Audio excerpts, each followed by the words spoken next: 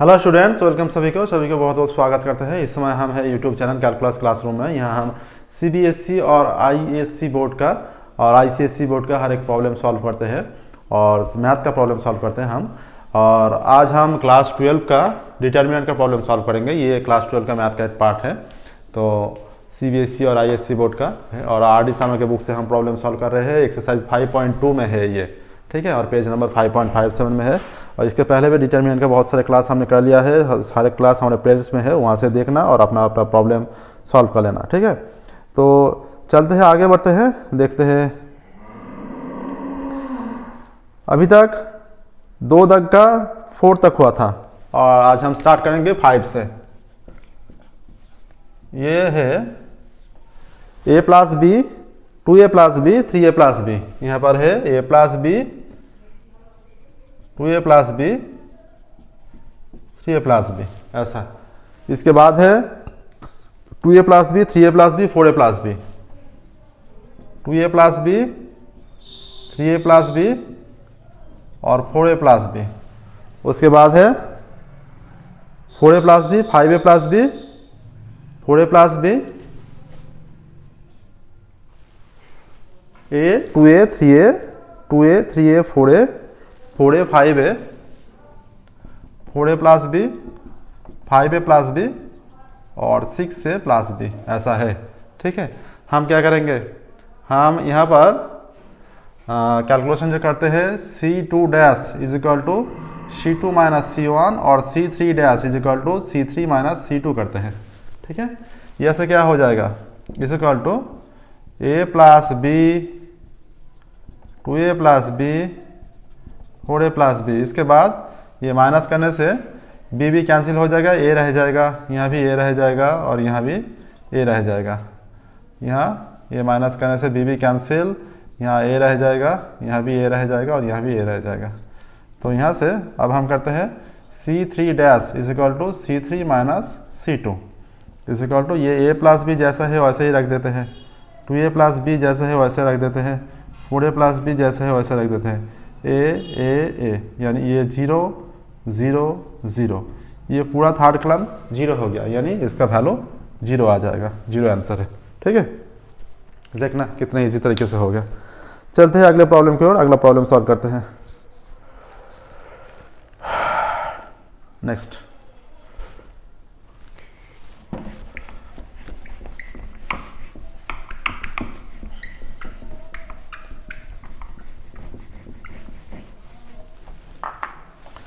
Number 6 में क्या है देखते हैं।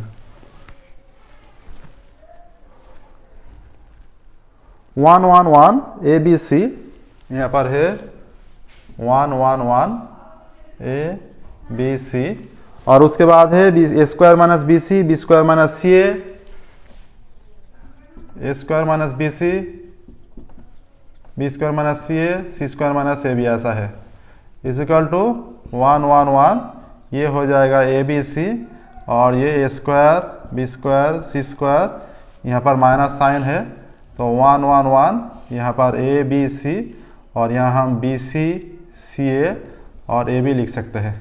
इसे हम फिक्स रखते हैं, ठीक है। और ये सेकेंड, इसे लेकर हम कैलकुलेशन करेंगे, a B C A square B square C square minus ये फर्स्ट रो को ए से, सेकेंड रो को बी और थर्ड रो को सी से मल्टीप्लाई कर देते हैं, यानी 1 बाई ए बी सी हो जाएगा।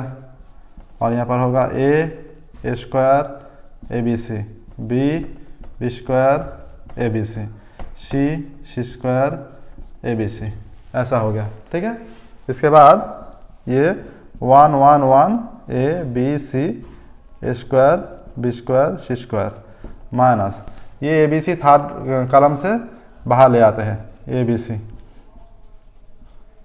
तो ये A B C A square B square C square और ये 1 1 1 रह जाएगा, ठीक है। तो ये क्या होगा, ये थर्ड कॉलम को सेकंड कॉलम में आते हैं और सेकंड कॉलम को थर्ड कॉलम में रिप्लेस कर देते हैं, यानी एक माइनस आ जाएगा। उसके बाद सेकंड कॉलम में 1 1 1 रहेगा, इसे फर्स्ट कॉलम में आते हैं और ये 1 1 ए बी सी को सेकंड कॉलम में ले जाते हैं, फिर से एक सब्स्टिट्यूट करते हैं, फिर से एक माइनस हो जाएगा, यानी माइनस माइनस प्लस हो गया, जैसा साइन रहेगा वैसे ही रह जाएगा, माइनस हो जाएगा, ठीक है। इसके बाद हो जाएगा ये 1 1 1 A B c square B square C square minus, और ये ए बी सी कैंसिल ऊपर नीचे, ठीक है, माइनस यहाँ पर हमने दिखा दिया 1 1 1 ए बी सी और ए स्क्वायर बी स्क्वायर सी स्क्वायर हो जाएगा, यानी दोनों इक्वल वैल्यू है, प्लस माइनस कैंसिल होकर 0, ठीक है, आ गया हमारा आंसर। चलते हैं, ये प्रोसेस देख लेना, अगला प्रॉब्लम सॉल्व करते हैं 7 का नंबर 7 में देखते हैं क्या है।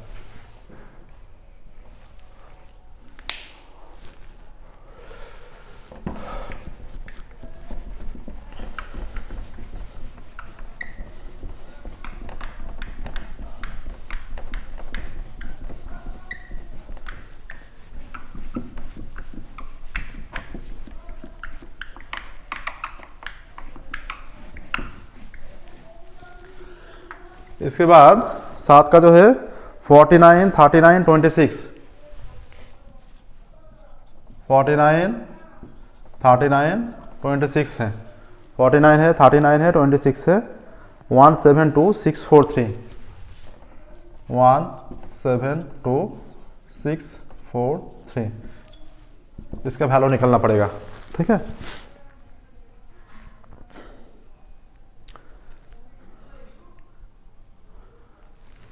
हम यहाँ कैलकुलेशन कर लेते हैं, हम C1 dash is equal to C1 minus 8C3 लेते हैं, तो क्या आ जाएगा, ये C1 48 यानी 1, 4 8 32 यानी ये 7 रह जाएगा, और ये 24 से 26 माइनस 24 यानी 2 हो जाएगा, 1724643। इसके बाद क्या करेंगे, फिर से C1 dash is equal to C1 minus C2 कर देते हैं, ये 0 0 0 हो गया, 172643, ये फर्स्ट कॉलम पूरा का पूरा 0, इसका मतलब ये डिटरमिनेंट का वैल्यू ही 0 आ जाएगा।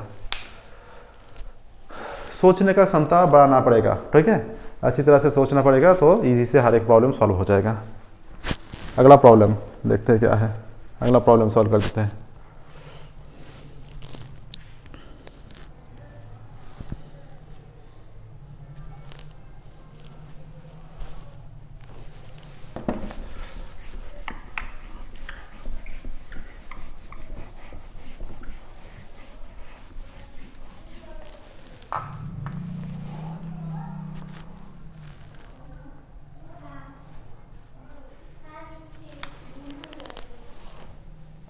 नंबर 8 का जो प्रॉब्लम है, ठीक है, यहाँ पर क्या है, यहाँ पर है 0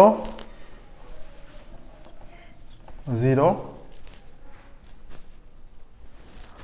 minus x minus y, minus x minus y, इसके बाद है x 0 minus z, x 0 minus z, इसके बाद क्या है y z 0,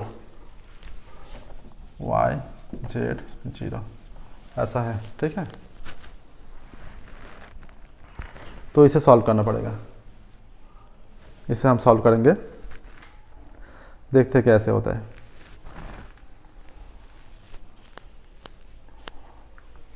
तो यहाँ से हम ये जो वैल्यू है इसे डेल लिख देते हैं, ठीक है। तो हम क्या कर सकते हैं, हम इसे रो बाई कॉलम ट्रांसपोज कर देते हैं, यानी 0 x y और इसके बाद माइनस एक्स 0 z और इसके बाद minus y, first row second row minus z 0 आ जाएगा, ठीक है।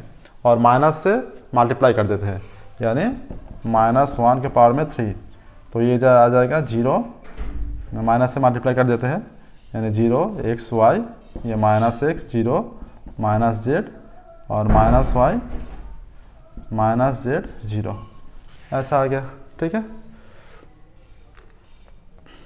रो बाई कॉलम ट्रांसपोज कर दिया पहले, उसके बाद मल्टीप्लाई कर देंगे तो ऐसा आ रहा है। तो ये वाला वैल्यू हमने जो लिखा था, ये रो को कॉलम में ले आया, ये जेड था सिर्फ, ठीक है। तो जेड हो गया minus y minus z 0, minus से मल्टीप्लाई कर दिया minus minus z minus minus minus, तो ये और ये वैल्यू सेम आ गया, ठीक है। और यहाँ पर माइनस जेड था, ये माइनस माइनस ये प्लस हो जाएगा, ठीक है। माइनस था, माइनस माइनस प्लस हो जाएगा, ये वैल्यू सेम है। और माइनस के पावर में 3 मतलब माइनस डेल हो जाएगा, यानी del is equal to minus del आ रहा है। यहाँ से हम लिख सकते हैं del plus del is equal to 0, व यहाँ से 2 डेल इज इक्वल टू 0, यानी और डेल इज इक्वल टू 0, यानी डिटरमिनेंट का वैल्यू 0 आ गया, ठीक है। आसानी से सॉल्व हो गया यह हमारा। चलते हैं अगला प्रॉब्लम की ओर, देखते हैं हमारा अगला प्रॉब्लम क्या है।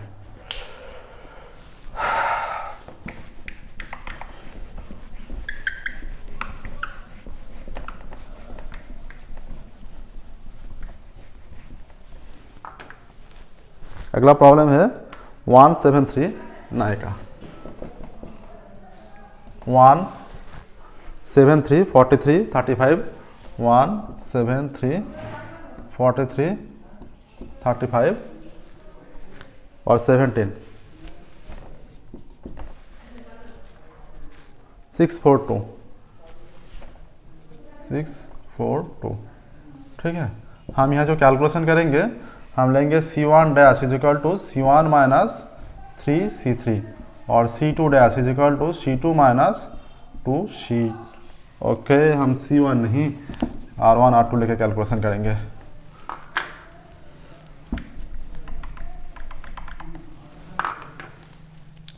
R1 dash is equal to R1 minus 3R3 और R2 dash is equal to R2 minus 2R2।